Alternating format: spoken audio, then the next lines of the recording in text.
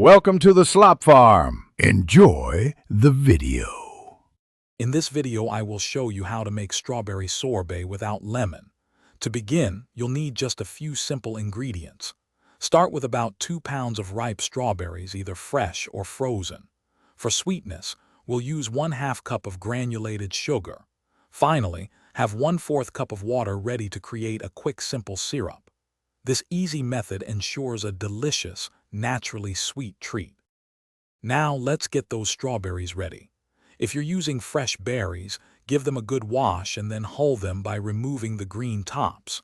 Next, slice them into smaller, roughly 1-inch pieces. This helps with blending. If your strawberries are frozen, let them thaw for about 15 to 20 minutes so they are easier to process. For the next step, we'll make a quick, simple syrup. In a small saucepan, combine the 1/2 cup of sugar with 1/4 cup of water and heat until the sugar dissolves completely. Let it cool.